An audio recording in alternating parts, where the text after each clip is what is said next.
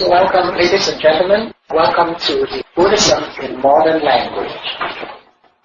Today, it's a review session. The review actually contains tremendous amount of material to cover, and every word are key words. This is in modern language, right? So that is why the way we present this Buddhism has a lot of scientific language, have a lot of philosophical language, have a lot of modern language. On the surface, it may not resemble a classical teaching. This course is supplemental, is complementary to the classical teaching, but more geared to the new generation, more geared to English-speaking Canadians. And we want to break down the language barriers, so that's why when we do it in English, all of the old terminology will no longer be relevant. Okay, so it's the concept that is most important. Okay, so modern language, that's important. Alright, so to begin with, let us do a little bit of traditional prostration. We'll say it 3 times, respectful greetings to the enlightened ones, and then also pay respect to the way or the path or the method to enlightenment, and also we do this with pure hearts. Okay, so let's put arms together, please. Namo Buddhaya, Namo Buddhaya, Namo Sanghaya, Namo Buddhaya, Namo Buddhaya, Namo Sanghaya, Namo Buddhaya, Namo Buddhaya, Namo Sanghaya. So Buddha are the enlightened persons, and Dharma are the way, the path, and method to enlightenment, and Sangha are people with pure hearts to approach this. So next please. In the Mahayana tradition, which is what we are engaged with, we always dedicate our intent. Let's put palms together and we recite this one time. The unsurpassed, profound, and intricate Dharma is difficult to encounter, even over hundreds and thousands of times. Now that I've seen and heard the Dharma, I behold and uphold what the Dharma offers. I wish to understand the true meaning of the Gatha. So that is the declaration of our intent. You will see that in our course material, we have extremely rich context of material, which are rather profound at times and very intricate. So a lot of information we have to connect the dots to get a big picture. Okay? It's very difficult to encounter. Over hundreds and thousands of karma. So our lovely little kitten today, after hundreds and thousands of karma is like eons of time. It's finally encountering the Dharma. But if she goes away, then she would not be understanding true meaning of the Gatha. Okay, that is why we mean by very difficult to encounter, because rebirth and rebirth, the cycle of rebirth, living, dying, many times we may not be able to encounter it, and even if we encounter it, maybe the conditions are such that we are unable to actually grasp the true meaning. So that is why we always remind ourselves how precious these moments are. So I thank you for being here today. It's both in body, in mind, and in spirit. Okay, next slide please. We began the first lecture by showing a talk by the Dalai Lama. And here is one of the things that the Dalai Lama said. He said, take care of your thoughts because they become words. Take care of your words because they become action. Take care of your action because they become habits. Take care of your habit because they will form your character. Take care of your character because it will form your destiny, and your destiny will be your life. Now we all want to live a better life than we yes. And we all want to have a wonderful destiny in our life. So to do that, it all starts with thoughts first, right? So that is the most important thing. We have to take care of our thoughts first. Then everything else will fall into place. The foundation, the essence of Buddhism is that the religion is not even important. And what the Dalai Lama then goes on saying, there is no religion higher than the truth. The Dalai Lama says, I'm not interested in what religion you have. What religion is important? There's no religion higher than the truth. Okay, so these are keywords now. Ladies and gentlemen, force being the fundamental, the primordial force, which then determines the rest of our life. And the truth is, so those two words, thoughts and truth. Alright, let's bear that in mind for a moment. Next slide, please. How do we take care of our thoughts? So I just want to make sure with this register, it's the truth we're after. Alright. But how to go from the thought process to the truth? That is the journey. And that is the part we're paying attention to. How do we take care of our thoughts? Next slide, please. Well, let's just ask ourselves, how do we take care of our cars? Right? That's easy.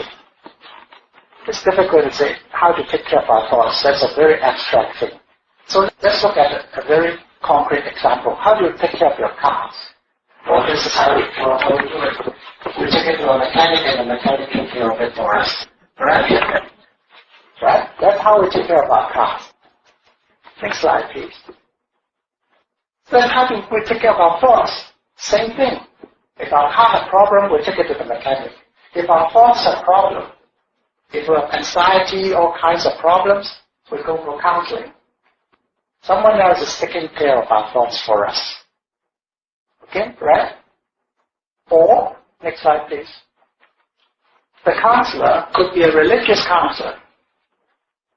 In this case, something's wrong, confused, so we may go to confession or talk to the priest, or we may be having an audience with the monk here, or listening to broadcasts from some religious leaders. So we take care of our thoughts. We seek advice, we seek counseling. In other words, we ask others who are experts to take care of our thoughts for us. Just like we take our car to the mechanic. That's not really taking care of our car, isn't it? We don't have the ability to take care of our car. Same way, we don't have the ability to take care of our thoughts. So before we can begin Dalai Lama's teaching, we've got to go one step back. How to take care of our thoughts. Right? Next slide, please. Well, how does the auto mechanic take care of his own car? Right? Because he knows how the car works. We don't know how. Right? So how does those religious teachers take care of their own thoughts? Well, they know how the mind works. Okay? Any questions? Follow the logic? This is why the AWE E1 first term curriculum is all about learning how the mind works. Okay? That's what we are here for. Now, I'm actually a bit nervous about today's talk because there's a lot of information. I'll be asking a lot of you. I have to ask you to open your mind. I have to ask you to put away your ego. I have to ask you to have a blank mind and just so much information in because this is actually a review session. We have already given you all the context of the material during class and we have posted it on the website. So today it's going to be fast and furious with lots of connecting the dots, lots of big picture overviews. So please, if you don't follow or you have any doubt, now's the time. Okay? Please raise your hand, stop me, comment, question, rebut, debate, whatever. But now's the time to stop.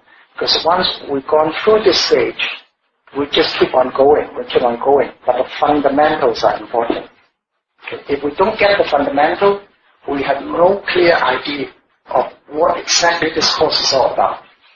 Many students have gone through 1 year, repeat the second year. Some students the second time repeating, some the third time repeating, some the fourth time repeating, and many of us still are unable to grasp the overall picture of what this course is all about. Okay? So today we're going to resolve that once and for all. What is Year 1 curriculum is all about? Because it does not look like your traditional Buddhism. It might look like a little bit of psychology, but not really. And it might have a lot of philosophy and science and all this stuff, big picture thing, alright? Now here I'm trying to put it together. That is why I'm actually nervous about today's talk. I'm asking a lot from you, and I want you to stop me right away when there's any obstacle. Yes? You keep talking about the truth. Could you please explain what is this really? Truth, another word for truth is reality. Agree? Now, what is reality? What's the common saying? What is reality?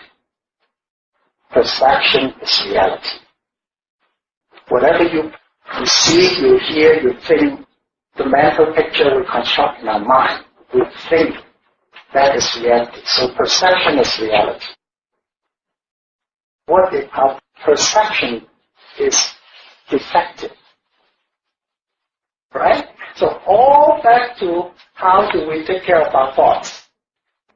What the AWE E1 first term syllabus is posted on the website, what it's all about is, in lesson 2, we learn speed learning, whereby we eliminate the obstacles to learning. In lesson 3, we ask you to open up our mind. And then in lesson 4, we identify ego as the obstacle that is really detrimental to opening up the mind. And then relate or correlate opening up our mind with the inflation of ego as an inverse proportional relationship. And finally, understand the working of the mind is perception of reality in lesson 5 to come after this review. And then lesson 6 and 7 will prepare the mind for higher learning and a higher consciousness. And lesson 8 and 9 is what the mind should be thinking all about. So if we can please just escape from here for a moment and go to the timetable. This is how the timetable is laid out. These are the lesson number 1, 2, 3, 4, 5, 6, 7, 8, 9. This is the content of the lesson. If we will scroll down a little bit, please. So these are lesson 1, lesson 2. So starting with lesson 3, we have the learning skills and then how to open our mind. Lesson 3, tip 1, opening our mind, macro view, micro view. And these are the teachings that come straight out from the 2 sutras, the Anguttara Sutra and the Gatha Sutra. Then finally, we go to ego, which is lesson 4. Before that, we are now meditation, breathing, and review sessions. So we're doing the review, and then later on, perception of reality. We're not there yet. That will be in April. Right? But this is what this curriculum is, so how it's structured. Okay? Oh, by the way, this is, if we can go to the AWE website. Yes. You will find the time schedule, 2013. And this should need to update it constantly. And then upload it. Okay? So I've gone through the Year 1 curriculum with you. So a lot to cover in 1 year, and it is all about how to take care of our thoughts. Before we do that, we have to understand the working of our mind. But before we understand the working of our mind, we have to eliminate the obstacle to learning how the understanding. And then before we can eliminate the obstacle, I have to ask you to open up the mind. Okay? So all of that is in the first term curriculum up to this point. Okay? Any questions so far about the structure of the course and what this is all about? Okay. Next slide, please. So here is the answer to T's question. What is truth? There's nothing higher than the truth. Truth is reality. What is reality then? Well, perception is reality. Then how should we perceive it properly? Right? The question becomes, how should we perceive reality properly? How do we know we have no deficit in terms of perceiving reality? Right? That means, before we even can learn about the truth, about the reality, we have to learn how the mind works. That means how does perception work? And how does perception work is, if we go back one slide back up, understanding the perception is lesson 5. We're not there yet. We're reviewing 1 to 4. Today we're reviewing 1 to 4. And we'll take 2 lessons just to review 1 to 4. So there's a lot of material because we're putting all this knowledge in context. That's why there's so much material. The lessons themselves are simple. Be a nice person. A very short message. Be a nice person. But why? Why should I be a nice person? Why can't I be a rotten person? Why can't I be a criminal, make lots of money? See? We don't go there yet. We have to go to the workings of the mind first. Because you don't have everything in context, right? So to put it in context, well, you have to be a nice person because you actually want to live a happy life. Then the person go back, well, I'll be happy if I'm a criminal, I make lots of money, I'll be very happy. No, well, now you have to define happiness. And then, well, you got people chasing after you, want to kill you, and police want to arrest you, and would you be stressed out and happy? And, well, yeah, I can deal with it. So it goes on and on, right? So that is not the way. The way is to give enough context. So when Dalai Lama says, think of your thought, there is no context in there. How to take care of my thoughts? Right? So AWE, first term in the first year, is to provide context of how to take care of your thoughts. Right? And that already took from January to now, every Saturday, we've been doing this, is to provide context. Next, please.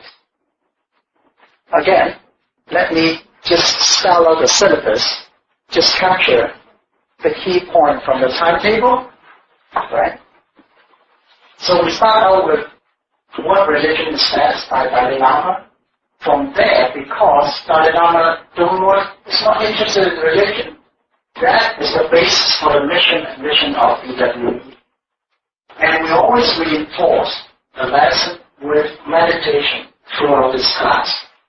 You may not notice it, but meditation is in sync with the teaching material. So we begin with holistic health. Who was the Buddha? This is just a little bit of introduction and why we're here. Because we want to live a healthier, happier life. Then we jump right into speed learning. And for speed learning, our meditation was presence exercise, presence of body, mind, and spirit.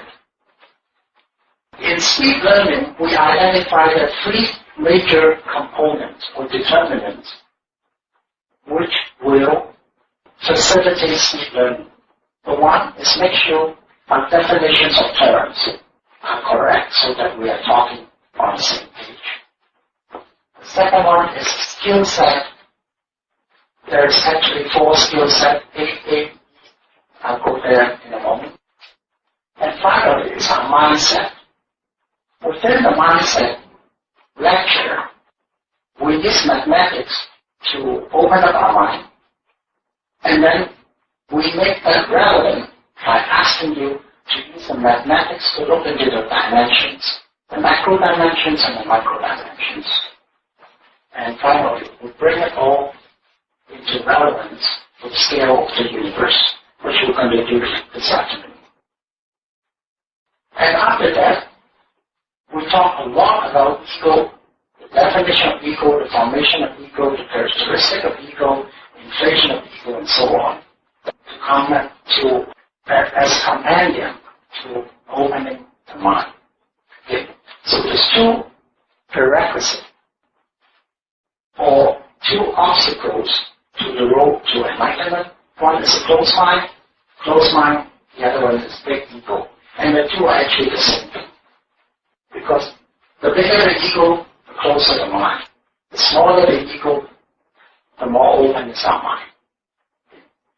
So that is reflected also in the communication skill set of active listening, appreciation, expression, and establish collective consciousness. All that has to do with minimizing, diminishing, or eliminating it. So it's all interconnected, but put in context. It's all together making up the big picture. So you might say this big picture is only the first semester of Year 1. So to do that, the mindset with breathing assignment, which are number counting, corresponding to this dimension. Breath, body, mind, meditation, and when it comes to ego, we meditate on impermanence. So this is how the class has been up to this point. Any question? And next, please. Perceiving reality. Everybody knows this story, right? So Chi asked, what is reality? What is truth? Truth is reality. Reality, perception is reality. So how do we perceive reality? The old story about a 5-blind person trying to perceive reality. So, in other words, to really perceive the whole elephant, we have to take our blindfolds off. Because we are, or at least I am, deficient in terms of perceiving the whole reality. Right? Everybody buy this concept? No question? Very good. Next slide, please. Our first midterm review, which is today, is basically removing our blindfolds. This will be the title of our remove the blindfolds and connect the dots. The many dots I just connected for you. Okay? Next slide, please. Reality. Right? Blind man and the elephant. Life is a complex reality. There's so many things, right? There's shortage of fossil fuel, natural gas, coal, ore, scarcity of mineral, overpopulation, the world cannot sustain this population, there's climate change, global warming, there's depletion of forests, water, soil, precious resources, there's financial crashing, there's species extinction, all the... My God! This is our world. It's a very complex reality. Is our mind open enough to assimilate all this information? Is our heart big enough to care? Or we can say, this is not my problem. I have my own little family. You know, I have boyfriends and girlfriends to worry about. I have my next exam coming up. I have my parents to please or not please. You know, so many things. My cell phone's not working, blah, blah, blah.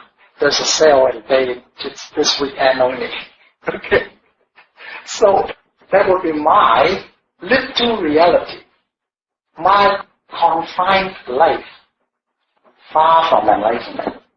But our ego makes us confine ourselves in that tiny little bit of living space, the tiny little bit of closed-mindedness, that inflated ego-ness, so that we are blindfolded. So we don't want to perceive all this life's complex reality. Right away we put that blindfold on ourselves. Who put the blindfold on? We did. We put the blindfold on ourselves. As soon as we take off that blindfold, reality appears.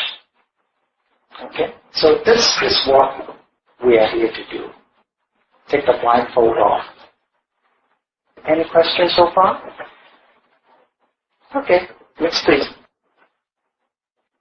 This little game we've all played, some of you might still be playing this game, connecting the dots, and the picture appears there. So can anyone guess what this is on the left? Give it a guess. What's that? Come on now. We have some children in the audience. You should be good at this. No? Okay. So I'll give you the answer. Please.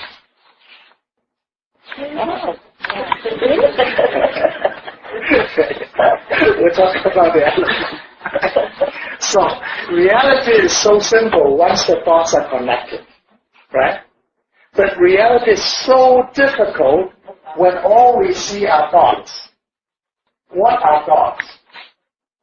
Thoughts are when a line is fragmented. A line is made up of infinite number of thoughts. That is definition of a line. It's made up of infinite number of thoughts. So, fragmentation means thoughts. Means the mind is closed, means it cannot perceive the reality. Okay? Once you connect the dots, that means the mind is open, the blindfold is taken away, and reality simply appears nice and clear.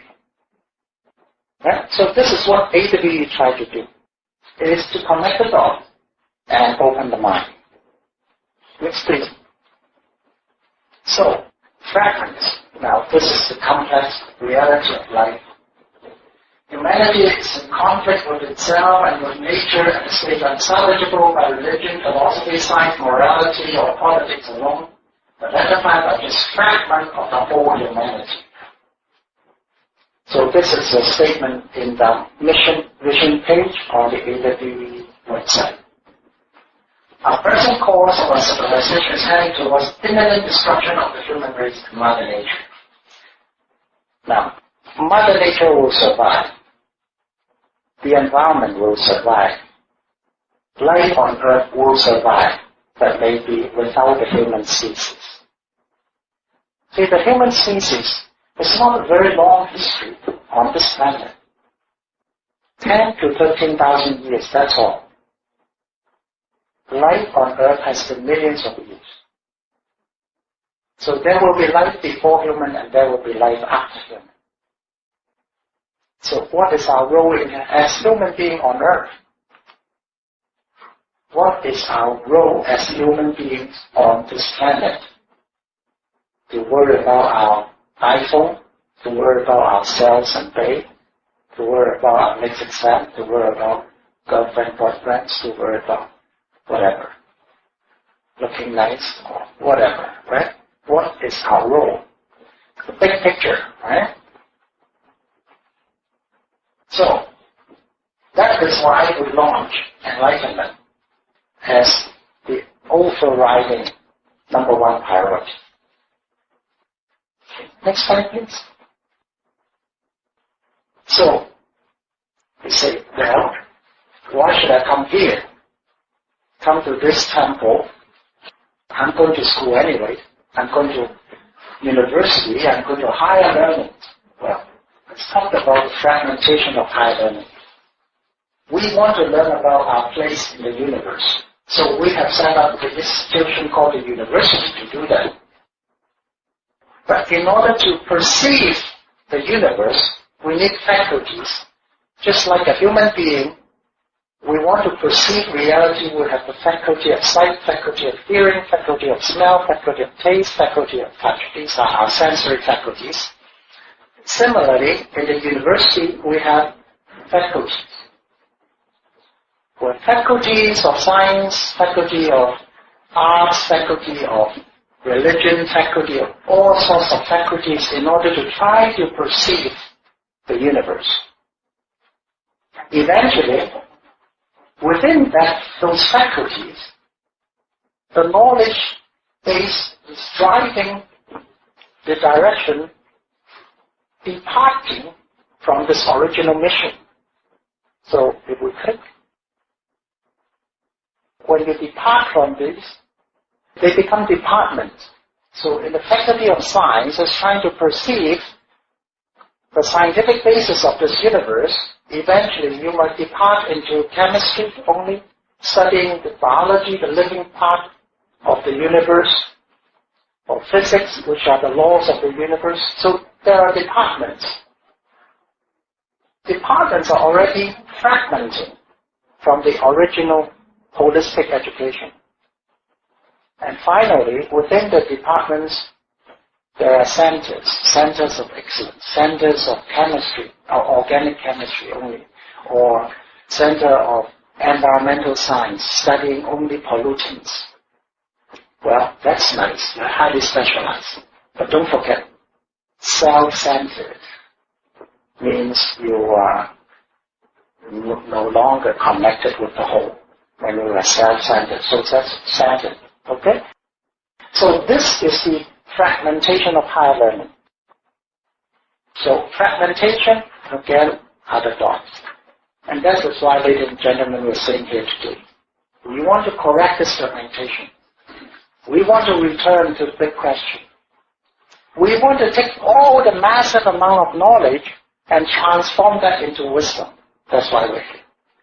And that is why this course does not exist anywhere else. Because it takes open mind. It takes non-ego. It's asking a lot. That is why the dropout rate of this course is extremely high, I tell you, ladies and gentlemen.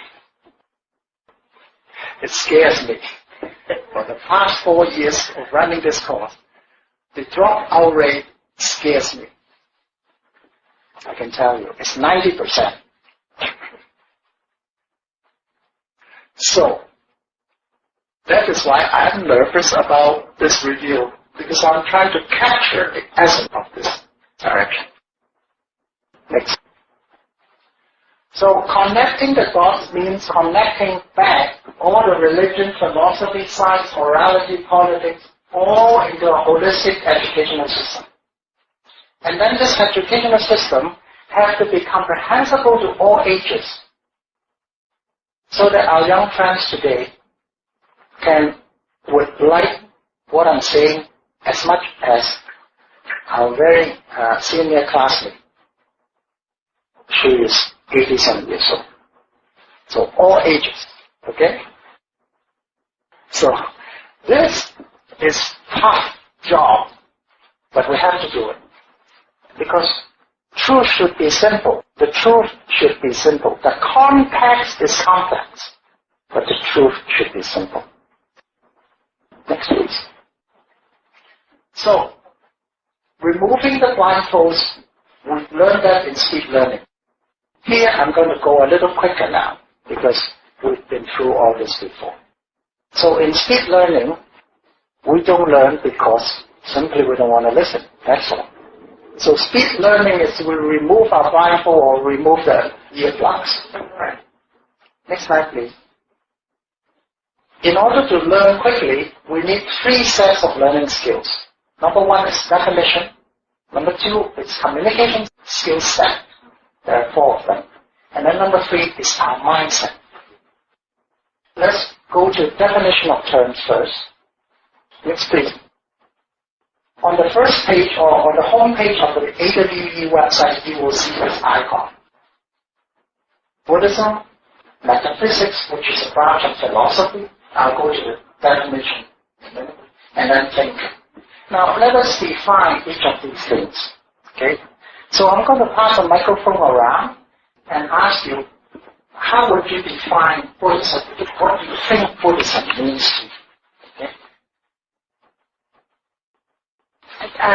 To my point of view, I think Buddhism is it's a great philosophy to learn how to be a good person. It's very simple. Right? To me, Buddhism is the way to show how to get to enlightenment. I think Buddhism, it's a state of mind that you need to focus. When we define Buddhism, it's not an attachment to as the course already started saying, it's not really an attachment to any of the traditional religion. Buddhism, in fact, is a study of how your mind thinks of reality, which is the truth. I think Buddhism is the way to enlightenment and the way to know about the truth. Yeah, to me, Buddhism is not supposed to be like traditional. It has to be like science, like philosophies, something like that. I have studied Buddhism with my master here for the last 10 years. And in the beginning, when I studied, I thought this was ancient history, ancient practice and so forth. But as the years went by, I realized that a lot of things are directly related to modern science. Anything like conservation of energy, things like that, I discovered that as I go along. So it's very modern if you look at it in a certain way. Well, like Dr. Boone said, it took him 10 years to discover what Buddhism is. Here at AWE, we can do it in 4 years, shortcut.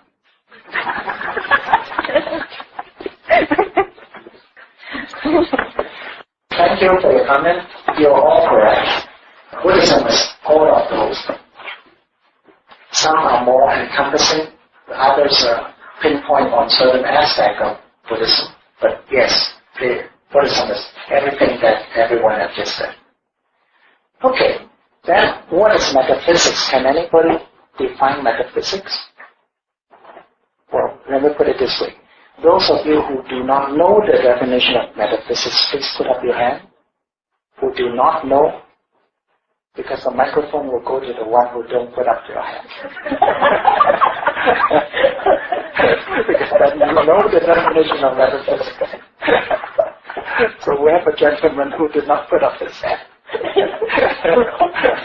gentleman in the black jacket.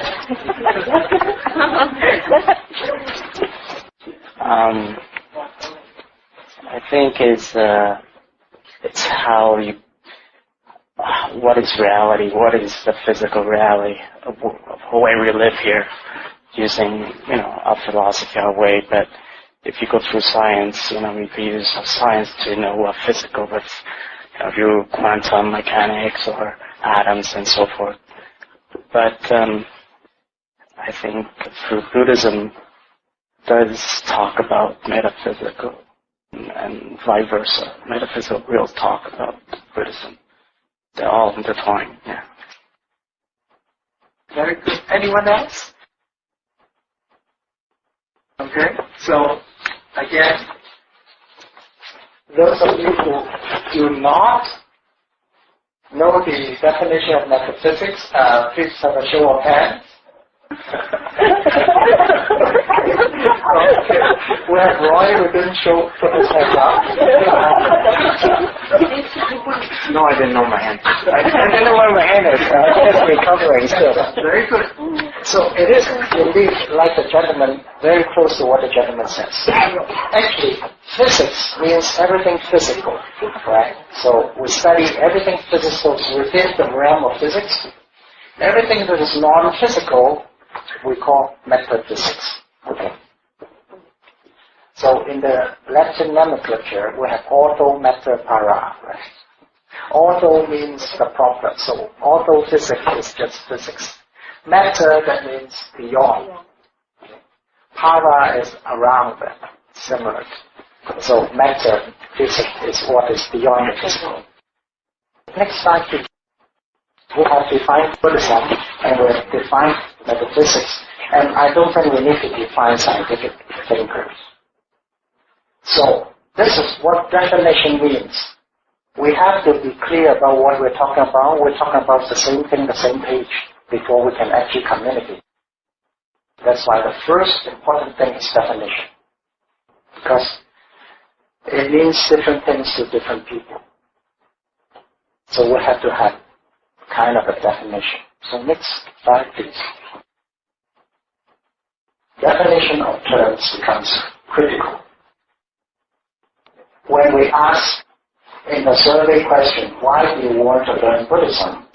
And depending on the definition of Buddhism, if we think Buddhism is focus, concentration, yes, it's part of that too. But in lecture 2, when we define Buddhism, we define it as the way to enlightenment, right? The Dharma. Remember, we just put our hands together and say Namo Buddhaya, Namo Dharmaya, and Dharma is a way, the method, the means to enlightenment. So Dharma, Buddha teaches the Dharma. So what the Buddha teaches is Buddhism, and the Dharma is the way to enlightenment. So we are talking about learning the way to enlightenment as Buddhism. I think 2 of the classmates answered that. When we go around the mic and ask how do you define Buddhism, I think 2 classmates said it's the way to enlightenment is defined in Buddhism, which is the way we define it here in this class. Next slide, please. So, what's the definition of metaphysics? This is the official definition. It's a branch of philosophy. It's a philosophy concerned with study of the nature of being and beings. Is existence real, or is it a dream? Like how does a dreamer know he's dreaming? Right? So what is existence? Time, space, causality, what is causing what to happen? Right? So that is metaphysics. So it actually includes a lot of physics. Right? Time, space, these are the physics. Beings, these are biology. Existence is everything. It's all the phenomena in this universe. They exist. They are collectively known as phenomenology. Then what causes those phenomena? Did God make these worlds and then did God create all this? Is this God's grand plan that is driving all this in motion? Right? What's the cause? Actually, metaphysics encompasses all of these things. So these big questions, these are questions perhaps so big that it's for the enlightened mind to ponder, to answer. Maybe it's none of our business. But in that case, right away we close our mind. But this course is about metaphysics. Right? We ponder the big questions. One click, please. Doesn't it sound like Buddhism? No? Okay. Now, if you have doubt in your mind, I need to hear. You know, if there's a difference in opinion, I need to hear it so that I can address it. Yes, please. I'm not sure metaphysics is equal to Buddhism, because metaphysics to me is like a science. Like it's a study about life, how it connects it. But the Buddhism is a bit metaphysics plus a direction, how to go to a certain direction, because as metaphysics, you can go to any direction when you know what's going on, but Buddhism is metaphysics plus some direction. Very good. I disagree. I think metaphysics, we're not there yet, but give us another hundreds, 1,000 years. It's trying to catch up on our thoughts and because we can't measure our thoughts and our spiritual and our soul. But when the technology is getting there, we will see that the law, everything is all interconnected. Whatever we study in science and all that is just a manifestation of our thoughts. That's all intertwined. It's all the same. It's just that we use our five senses to separate between our soul and the reality. Thank you. Both speakers make excellent points. And please let us continue. I have to hear from the young lady. No. Okay, go through the ego first. I think metaphysics basically just like whatever is like human sort of a limit, they can define whatever definitions they call metaphysics, which is like visible, invisible, like things like that. That's what I thought. I think, well, in my first year in this course, I definitely does not think metaphysics sounds like Buddhism. Because at that stage, I hadn't defined Buddhism clearly in my head. Because to me, Buddhism is going to the temple, pray for salvation, and have Buddha come down to save me from whatever evil deeds that I had done and grant me all my wishes because I'm a devoted devotee and all that. But well, once I get further into what Buddhism means, then my definition of Buddhism is very different from what I perceived when I first began the course. So I think, well, again, coming back to the earlier slide is, what is Buddhism? And once we know what true meaning of Buddhism and what Buddhism is trying to strive at is the way of life, then well, I think the two becomes very similar. That's great. Any more comment, please? I have the same feeling with Dr. Chen. Before the Buddhism, the way that I know is different from what I know now. Because for now, I think Buddhism is about universe and also beyond the universe. That's how the Buddhism really means, and that's the whole truth. So we have a very rich discussion, and I just want to add one more comment to the gentleman who says, Buddhism is a little bit more than just metaphysics. Buddhism includes metaphysics, but it has an answer, it has a path, it has a direction, it has methods, it has ways. That is correct, and I just want to add, there are many different schools in Buddhism and many ways and paths. So in the Hinayana tradition, there are the Hinayana ways. In the Mahayana, there are the Mahayana ways. In the Vajrayana tradition, there's the Vajrayana ways. And in the Zen tradition, there are the Zen ways. And sometimes these ways can be very, very different, superficial. For example, if you look at the Vajrayana tradition versus the Zen tradition, the Zen way is very quiet, tranquil, meditation. Throughout a lot of the Zen practice, there's no talking, no noise. So from morning to night, quietness, no noise. But if you take the Vajrayana tradition, as soon as you get up in the morning, you blow the big horn, you drum, and then you chant your mantra, and then you recite the sutra, and you chant, and then you have bells and drums and bells, and then from morning to night is noise. So when we say ways, there are many ways in the Buddhist tradition. So which, yes, please.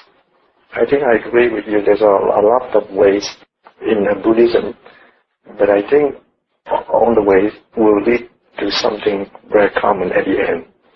For example, inner happiness, to help people, I think that's what I say. Metaphysics does not emphasize on the inner happiness or to help people, and Buddhism, metaphysics plus a path, a good path. Very good. So, metaphysics probably the method of searching for the way. They look into all these big questions. And Buddhism presents answer to these big questions, but it presents it a lot of time without asking the big questions. A lot of us go in there without asking the big questions first. Okay, great. Very fruitful discussion. Oh, yeah. The last point is, to deal with all these big questions, we need prerequisites for speed learning. The questions are so big, it's like the elephant thing, right? In order to deal with these big questions, we got to learn fast. In order for us to learn fast, we need some prerequisites. There's always something before that. There's always some fundamental that we need. Before grade 3, we need to learn grade 2. Before grade 2, we need grade 1. Before grade 1, we need kindergarten. So these are the prerequisites. Okay? Before university, we need high school. Before that, we need junior high. Before that, we need primary school. Okay, next slide, please. So that this this is at AWE, we're talking the meaning and value of life. So Buddhism is an awareness of an evolving human consciousness, including religion, metaphysics, science, philosophy. In other words, we deal with the big question, the meaning of life, which is what metaphysics try to deal with as well, the meaning of life. And having done that, so that is what pretty much the gentleman in the black jacket is emphasizing. Richard, okay? And the gentleman in the short sleeve shirt, Guang, is emphasizing on the bottom paragraph, which is enlightenment is embracing all this knowledge in totality and then live our life wisely to its highest value. There's a path, there's a way there. There's putting into practice. Right? This is knowing the knowledge and the theory and then putting it into practice. Buddhism is enlightenment. And together it forms the meaning and value of life. This is the meaning of life, that's the value of life. And so at AWD, this is how we clearly define what is. Okay, any questions, comment, objection, different points of view? No? Okay, please. Time for break. Oh, excellent. Yes. Let's look at what's next slide, please. Let's see. Great. Okay, this is a good time for break.